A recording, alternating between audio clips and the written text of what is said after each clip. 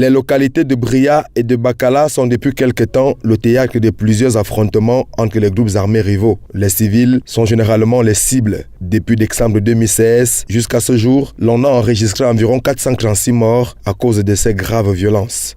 C'est ce qui ressort des conclusions d'une enquête minutieusement menée sur les différents sites par la mission multidimensionnelle intégrée de stabilisation des Nations Unies en République centrafricaine, MINUSCA. Elle a été rendue publique ce jour à Bangui au cours d'une conférence de presse. La MINUSCA condamne ces violences dans cette localité où elle ne dispose d'aucun casque bleu.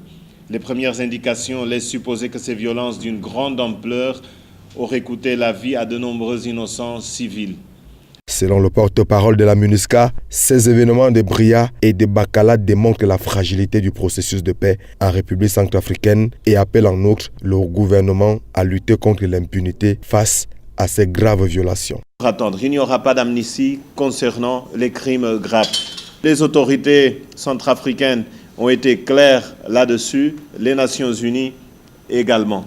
Il n'y aura pas de sacrifice de la justice alors que ces gens ont les mains tachées de sang, comme on peut le voir également dans ce rapport. Si le rapport condamne des exactions enregistrées dans les localités citées, il n'en demeure pas moins que celui-ci exhorte également le cessez-le-feu, car l'importance ici étant de promouvoir la réconciliation intercommunautaire et surtout la restauration de l'autorité de l'État à travers l'étendue du territoire national.